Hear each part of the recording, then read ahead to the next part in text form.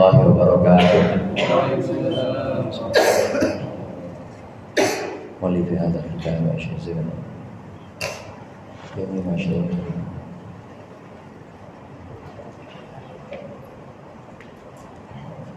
Al-Fatihah.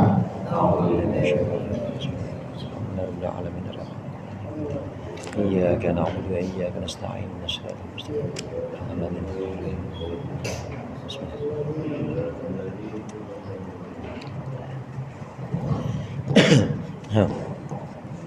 Bismillahirrahmanirrahim. Alhamdulillahil mu'allimil tullabi wa musahhilil khairi liman yata'allamu. Tsumma assalatu wassalamu 'alan nabi wa alihi wa sahbihi jayudhum. Ya Rabbana kaffir 'anna dhunubana wa walidina wa liman huwa muslimun. Nad'uka Allahumma ilman nafi'an min yawmina ilal hisabi yaqum. Amin amin amin wa ya fattahu. Amin amin amin wa ya alimu. Alhamdulillahilladzi arsyadana ila ta'atihi wa zajarana 'an ma'siyatihi. Wassalatu wassalamu ala man arsalahu Allahu li irsyadil ibad wa ala alihi wa ashabihi al-muhtadina ila sabilir rasyad. Amma ba'du, fa inna asdaqal hadithi kitabullah wa khairul hadi hadi Muhammad sallallahu alaihi wasallam wa syarrul umuri muhdatsatuha wa kullu muhdatsatin bid'ah wa kullu bid'atin dhalalah. Segenap jamaah Masjid Al-Mujahidin, wabil khusus para ustaz, para hujjaj, hadirin sekalian yang dirahmati oleh Allah. Alhamdulillah malam hari ini kita berkumpul kembali melanjutkan pengajian rutin kita mengaji kitab Irsyadul Ibad. Mudah-mudahan hadirnya kita di sini mendapat ridha Allah. Ilmu yang akan kita pelajari menjadi ilmu yang bermanfaat dunia akhirat. Amin ya rabbal alamin. Menyambung pembahasan pertemuan yang lalu kaitannya dengan sedekah. Dalam sedekah ini ada dua pihak, ada orang yang memberikan sedekah, ada orang yang menerima sedekah. Yang memberikan sedekah ini tidak boleh pamer dan juga tidak boleh mungkit-mungkit pemberiannya. Al-mannu bis sedekah yubtilus sedekah ay thawabaha. Menyebut-nyebut pahala atau menyebut-nyebut sedekah, jadi merasa dia punya jasa, ini juga bisa membatalkan pahala sedekah kita. Nah, orang yang menerima sedekah ini juga hendaknya mendoakan. Artinya orang yang menerima sedekah ini biasanya adalah orang yang memang membutuhkan bantuan, membutuhkan pertolongan si pemberi sedekah. Nah, dalam aspek yang kedua ini, pihak yang kedua ini, orang yang menerima sedekah ini jangan sekali-kali dia minta kalau tidak benar-benar butuh atau darurat. Nggak boleh meminta, apalagi udah cukup kebutuhannya terpenuhi semuanya, tapi masih meminta, masih mengharapkan pemberian orang karena dia ngumpulin. Nah, yang nggak boleh itu ngumpulin. Minta-minta ini dijadikan sebagai profesi. Jadi ada pengemis profesional. Ya, profesi pengemis tapi profesional. Ada sertifikatnya itu. Dia bisa ngumpulin padahal udah kepenuhan semua, terpenuhi semua kebutuhan dia, tapi masih minta-minta. Ini yang dilarang dalam Islam. Nah, karenanya dalam pembahasan ini untuk pihak yang menerima sedekah boleh menerima, tapi juga jangan selalu mengharap pada orang, itu nggak boleh. Karenanya di pembahasan ini ada di halaman 40 bawah, yaitu akhraja. Bismillahirrahmanirrahim. Qala al-muallif rahimahullah wa nafa'ana bihi wa bi ulumihi fid dharain. Amin. Wa akhraja Abu Dawud wal Hakim may yatakaffalu li alla yas'al an-nasa syai'an atakaffalu lahul jannata. Imam Abu Dawud dan Imam Al-Hakim, Imam hadis, mengeluarkan satu hadis dalam kitab beliau bahwasannya Rasulullah bersabda, may yatakaffalu li, barang siapa yang menjamin untukku, Allah yas'alan nasa, bahwa dia tidak akan minta kepada orang syai'an, sesuatu apapun, atakaffalu, maka aku akan menjamin lahu baginya al jannata, akan surga. Ini sabda Rasulullah. Ayo siapa yang berani, kata Rasulullah, siapa yang berani janji untukku nggak bakal minta sama orang. Siapa yang berani janji tidak akan minta-minta sama orang, sedikit pun nggak akan minta-minta, maka aku akan janji kasih dia surga nanti. Aku yang jamin nanti akan masuk surga. Ini jaminan dari Rasulullah. Orang yang berani untuk tidak minta-minta, meskipun benar-benar butuh pertolongan, tapi dia jaga benar-benar kehormatannya tanpa minta-minta, selagi dia masih bisa bertahan, selagi dia masih bisa dilakukan sendiri, dia sendiri, nggak mengharapkan bantuan orang. Nah, ini orang akan dapat jaminan Rasulullah, yaitu jaminan surga. Siapa yang berani janji atau jamin tidak akan minta-minta, maka kata Rasulullah, aku jamin dia masuk surga, jaminanku, kata Rasulullah. Nah, ini satu riwayat. Ada tambahan riwayat lain, ada tambahan. Ada setelah ditanya seperti ini para sahabat, ayo, kata Rasulullah, siapa yang bisa menjamin atau berjanji tidak akan minta-minta kepada siapapun, maka aku akan menjamin dia masuk surga. Jaminannya adalah aku, kata Rasulullah. Ada yang jawab, saudara, namanya Thauban, sahabat Rasulullah, namanya Thauban, jawab, ana ya Rasulullah. Thauban jawab, Rasulullah senyum. Emang ini Thauban, sahabat Rasulullah yang namanya Thauban, nggak pernah sedikit minta tolong, nggak pernah sedikit minta tolong. Bapak-bapak kalau lagi di motor nih, kemudian jatuh misalnya, koreknya jatuh, kan namanya mana orang yang gendut lagi, turun susah nggak tuh ya? Susah kan ya? Terus bela-belain dia turun, motornya standarin dulu, diambil. Nah, Thauban nggak pernah minta tolong sama siapapun. Kata para sahabat, emang Thauban nggak pernah minta tolong pada kami sedikit pun. Pernah pada satu waktu Thauban lagi naik kuda. Nah, kemudian pecutnya jatuh, diambil pakai kaki kan nggak bisa.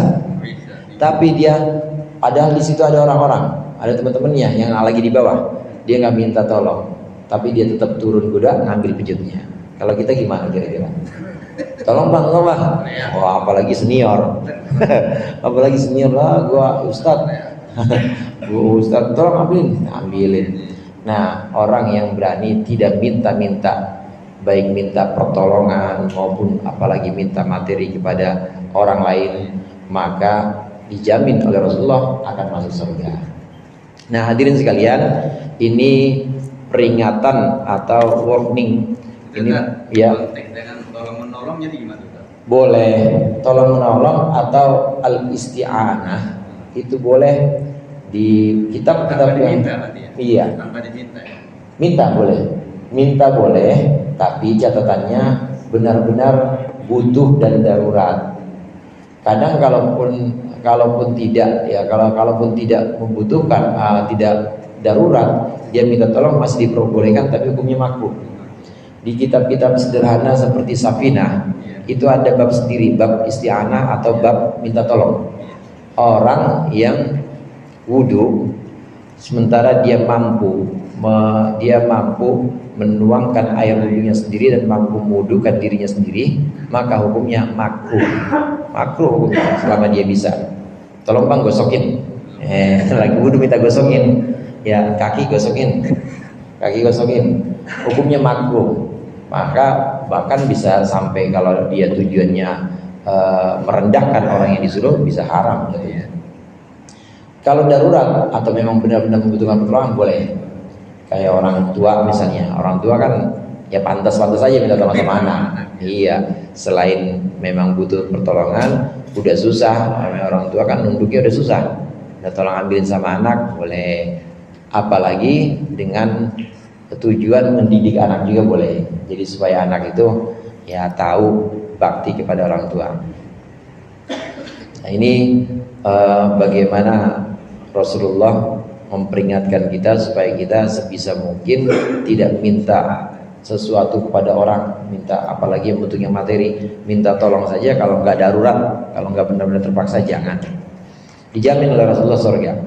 Wa huma wa Ahmadu, dan juga mengeluarkan hadis Imam Abu Dawud, Imam Hakim dan juga Imam Ahmad bahwasanya Rasulullah bersabda, man asabathu faqatun fa anzalaha bin nasi, barang siapa yang menimpanya apa faqatun, kemiskinan, fa anzalaha, maka dia meninggalkan kemiskinan itu atau menempatkan kemiskinan bin nasi pada orang, pada manusia, lam tusadda faqatuhu, maka tidak akan tertutup kemiskinannya. Wa man anzalaha, barang siapa yang menempatkan kemiskinan billahi, hamnya kepada Allah, awsyakallahu lahu bil ghina, maka akan Allah segerakan dia untuknya bil ghina, dengan kekayaan.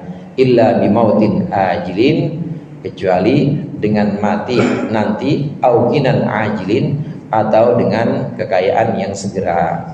Satu riwayat ada yang mengatakan bimautin ajilin. Bimautin ajilin pakai ain. Ain itu artinya segera.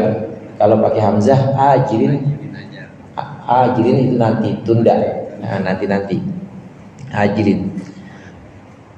Kata Rasulullah sallallahu alaihi wasallam, barang siapa yang tertimpa kemiskinan, kesulitan hidup, tapi dia tempatkan atau dia harapkan kesulitan hidup itu bisa diselesaikan oleh manusia, maka nggak bakal ketutup, makin miskin, makin melarat kata Allah.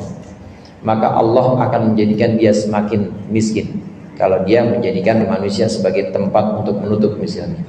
Tapi barang siapa yang ditimpa kemiskinan, lalu dia bawa kemiskinan itu kepada Allah, dia mengadu kepada Allah, maka Allah akan segerakan dia dengan kecukupan, bil ghina, dengan kekayaan atau kecukupan. Pilihannya dua saudara, pilihannya bimautin ajilin atau ghinan ajilin. Kalau dia mau, kalau dia benar-benar hanya membawa kemiskinan itu diadukan hanya kepada Allah saja, maka kemungkinan yang pertama bimautin ajilin, cepat mati. Cepat mati yang mengaku gimana? Orang kan kalau miskin, melarat terus mati kan udah selesai. Artinya penderitaannya udah selesai. Allahumma ij'al mauta rahatan lana min kulli syarr. Artinya penderitaan hidup seperti miskin, melarat, banyak utang gitu, diuber-uber debt collector, namanya udah mati nggak diuber lagi kan? Nggak diuber lagi, udah selesai. Artinya Allah berikan segera mati. Maksudnya segera mati di sini ya selesai, sudah tidak ada kesulitan-kesulitan dunia lagi. Atau Allah berikan ghinan ajilin, Allah berikan kekayaan yang segera. Dua pilihannya ini. Yang jelas hadirin, saat tertimpa kesulitan, kemiskinan, kemelaratan, pokoknya yang pahit-pahit, nggak boleh kita membawa ini kita adukan kepada manusia, nggak boleh. Kita hanya mengadu kepada Allah saja. Orang yang man asbaha yashku, man asbaha hazinan bid dunya yashku lannas, fakannama yashku rabbah. Barang siapa yang pagi-pagi baru mulai hari dia udah ngadu kesulitan hidup pada manusia, maka sesungguhnya dia ngadu pada Tuhannya. Maksudnya dia udah menjadikan manusia sebagai tempat mengadunya. Udah musyrik gitu. Musyriknya musyrik kasar udah itu. Musyrik kasar, pagi-pagi udah, iya, pagi-pagi udah update status. Ya Allah, hidup gini banget ya. Ya Allah, emang semua bini begitu lah, ngadunya sama WA, sama status. Orang-orang pada tahu dan pada baca. Hanya kepada Allah saja kita membawa kesulitan-kesulitan, nanti Allah yang akan menutupi kesulitan-kesulitan itu. Semua yang Allah berikan kepada kita berupa nikmat maupun berupa ujian, kesulitan, ini semua atas dasar ilmunya Allah. Sudah Allah perhitungkan dan pasti ada rencana di situ. Allah kasih nikmat, pasti ada rencana di situ supaya kita bersyukur dengan nikmat itu. Minimal itu. Yang kedua, kalau Allah kasih kesulitan, pasti ada rencana Allah di situ. Minimal supaya kita sabar, belajar sabar. Nanti ada rencana-rencana lain yang Allah ingin wujudkan untuk kita dalam kesulitan itu. Semua sudah Allah rencanakan. Nah, kita tinggal mengadukan itu hanya kepada Allah saja. Dan yang bisa mengangkat kesulitan hanya Zat yang memberikan kesulitan. Yang ngasih siapa, saudara? Allah. Yang angkat Allah juga nanti. Tidak mungkin kesulitan yang Allah berikan kepada kita kemudian diangkat orang lain, itu nggak mungkin. Bisa Ustaz tuh majikan saya yang angkat itu hari itu. Coba besok minta lagi. Besok lagi datang lagi majikan, kalau nggak ditendang, lu minta mulu ya. Pasti begitu. Orang kalau banyak diminta kan, hari ini minta rokok bang ya, besok rokok lagi bang. Lu korek doang modalnya ya.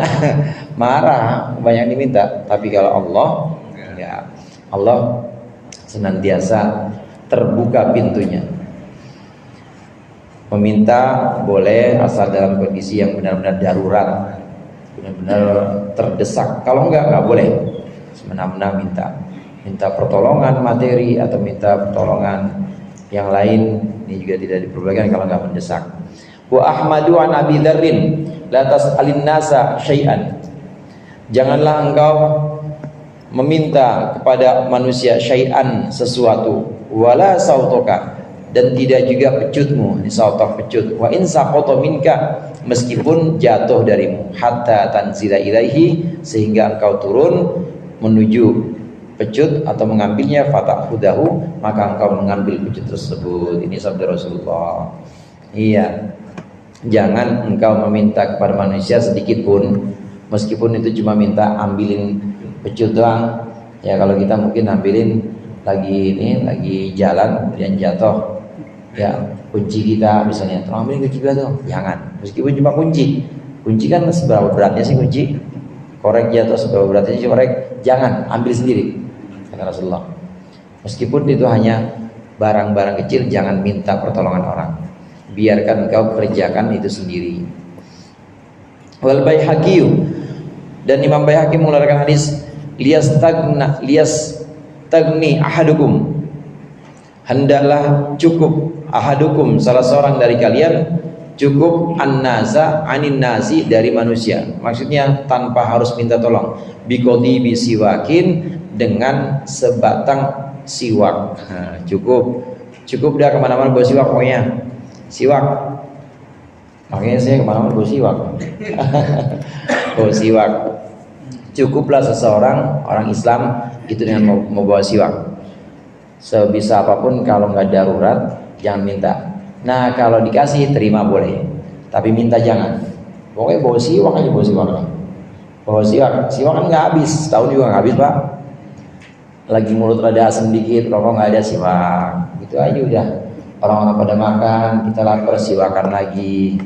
Pokoknya jangan sampai kelihatan kalau kita susah. Jangan, harus kelihatan kita senang terus. Ini yang dituntun oleh Rasulullah SAW. Dan semua pengharapan kita, semua tempat mengadu kita atas hajat-hajat atau kebutuhan kita, ini hanya Allah Ta'ala, hanya Allah saja. Ada seorang ulama namanya Wahab bin Munabbih, seorang tabi'in. Wahab bin Munabbih ini menyebutkan, ada orang yang setiap hari itu bolak-balik datang ke orang kaya, datang lagi besok minta lagi pada orang kaya. Wahab bin Munabbih ketemu sama orang yang bilang, waihaka itu celaka engkau datang kepada orang yang menutup pintunya untukmu dan juga menyembunyikan kekayaannya untukmu, sementara engkau tinggalkan orang, maksudnya zat yang senantiasa membuka pintunya dan juga senantiasa memberikan rizkinya, setengah malam setengah siang selalu dibuka, yaitu Allah. Lupa sama pemberian Allah dan lupa sama kekayaan Allah, dan nganggap bahwa bos kita, majikan kita, orang-orang kaya itu bisa memenuhi kebutuhan kita. Jangan. Ini namanya lupa kepada nikmat-nikmat Allah, lupa kepada kebesaran-kebesaran Allah. Kalau lupa kepada kebesaran-kebesaran Allah, orang yang lupa kepada Allah, maka akan Allah buat dia itu benar-benar lupa kepada dirinya sendiri. Naudzubillah.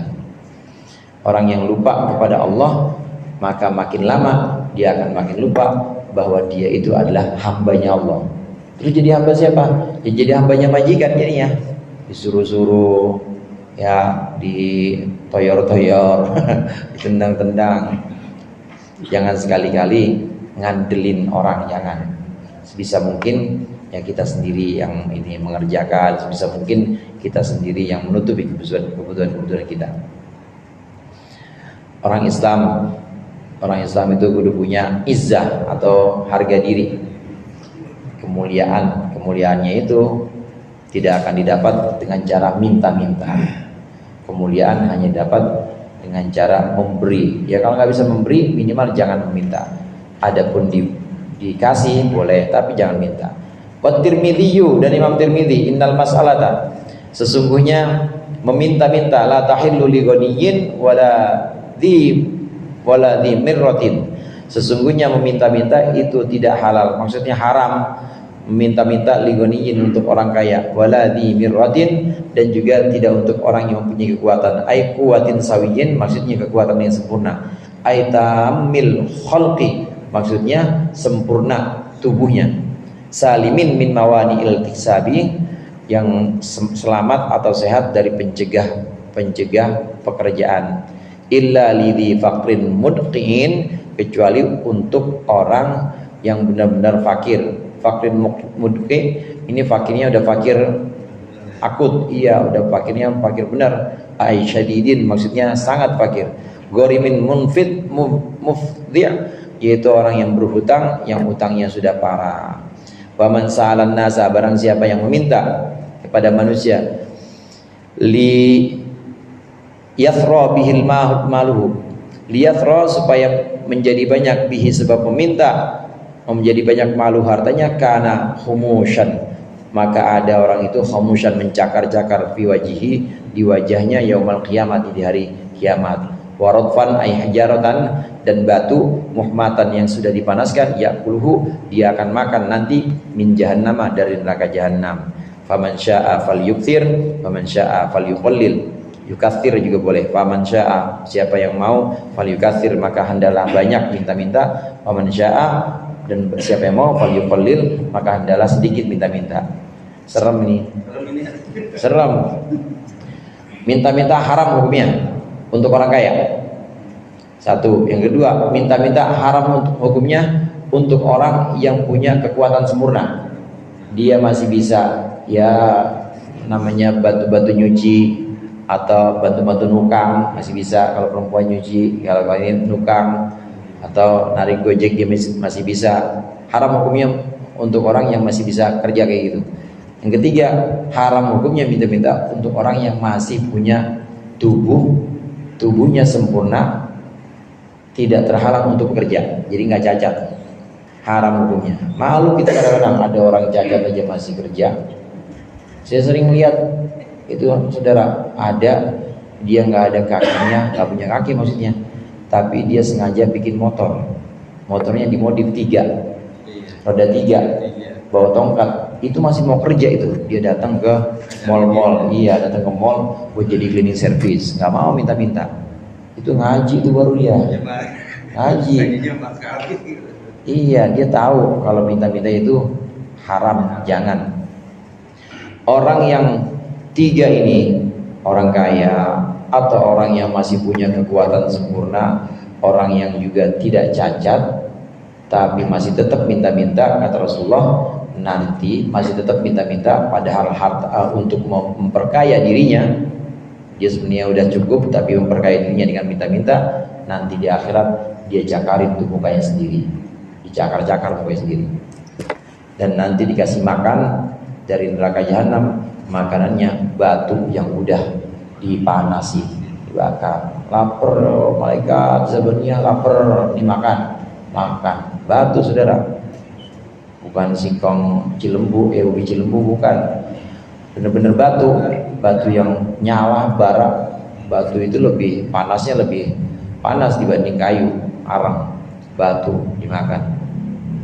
Nah, di sini Rasulullah menyebutkan faman syaa falyukatsir wa man syaa falyuqallil.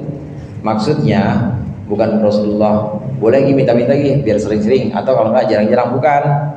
Artinya orang yang minta-mintanya banyak maupun sedikit sama, nanti bakal nyakar-nyakar diri sendiri juga. Nah, ini kan bagi yang minta, bagi pemberi nih, pemberi dia tahu kalau dia ini punya atau dia minta.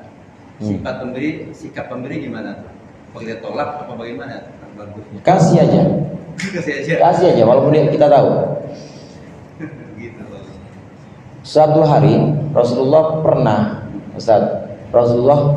pernah dimintain sama orang, laki-laki dia datang minta sama Rasulullah. Diceritain ini pada para sahabatnya, termasuk pada Sayyidina Umar. Ada laki-laki minta, saya kasih, kata Rasulullah. Dan dia kemudian setelah saya kasih, dia pergi. Saya melihat yang dia bawa itu api, kata Rasulullah. Dia nggak bawa kecuali dia bawa api neraka. Maksudnya dia udah punya sebenarnya, tapi masih minta sama Rasulullah. Masih tetap minta untuk memperkaya dirinya. Ditanya sama Sayyidina Umar, ya Rasulullah, terus nanya kayak tadi persis. Nanyanya begitu. Ya Rasulullah, kalau engkau tahu yang dibawa itu api, karena dia udah cukup tapi minta, kenapa engkau kasih juga? Kata Sayyidina Umar. Namanya Sayyidina Umar kan protes. Kenapa engkau kasih juga dia, padahal engkau tahu bahwa yang dia bawa itu neraka, itu kan bakal mencelakai dia. Kata Rasulullah, Allah tidak pengen aku jadi orang bakhil. Kata Rasulullah, makasih aja. Tapi dia orang ini masih tetap minta kepadaku. Iya, itu urusan dia. Tapi kita makasih aja, karena kita juga harus menghilangkan sifat bakhil atau pelit dari diri kita. Kalau kita nggak ngasih, sifat bakhil menempel terus di kita. Kemudian nanti jadi alibi atau jadi alasan. Jadi alasan untuk kita, orang ini nih orang yang udah punya, atau orang yang udah kaya tapi masih ngumpulin. Kasihan, alibi jadi alasan untuk kita. Karenanya meskipun kita tahu seperti itu, kasih aja. Sambil doain Ustaz. Mudah-mudahan dapat hidayah, dikasih. Mudah-mudahan dia besok jadi orang yang kasih, nggak minta terus. Ini pesan Rasulullah tentang bagaimana Rasulullah memperingatkan kita jangan sekali-kali minta kecuali kalau kita benar-benar membutuhkan. Ada yang di potongan terakhir ini, faman syaa falyukthir wa man syaa falyuqlil wa man syaa falyukaththir wa man syaa falyuqallil. Artinya kalau memang udah diperingatkan seperti itu, nanti bakal masuk neraka, nyakar-nyakar mukanya sendiri, dan bakal dikasih makan dari batu yang panas. Kalau udah dikasih tahu seperti itu, silakan. Yang masih tetap mau minta-minta, yang mau banyak, silakan. Dikit sama aja, banyak kayak dikit, tetap nanti neraka tempatnya untuk orang-orang yang minta-minta. Sahabat Anas bin Malik, sahabat Anas bin Malik itu termasuk sahabat bisa dikatakan yang masih muda dan jadi khodamnya Rasulullah. 10 tahun bareng sama Rasulullah, itu nggak pernah disuruh sama Rasulullah, nggak pernah. Rasulullah ya kalau mau nyapu ya nyapu sendiri, nggak pernah Rasulullah. Namanya kan pantas ya kalau Nabi ya, pantas. Tinggal 10 tahun makannya dari Rasulullah, tapi Rasulullah nggak pernah. Anas nyapu kek, kita gimana kalau ada orang tinggal sama kita tapi nggak ngapa-ngapain, suruh-suruh aja kan kita mah. Rasulullah nggak pernah nyuruh.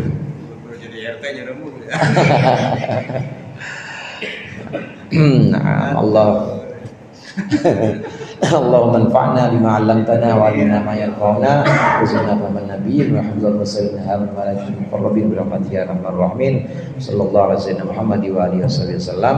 Walhamdulillahirabbil alamin. Mudah-mudahan bermanfaat. Lebih kurangnya mohon maaf. Wallahu muwaffiq ila aqwamit thoriq. Wassalamualaikum warahmatullahi wabarakatuh.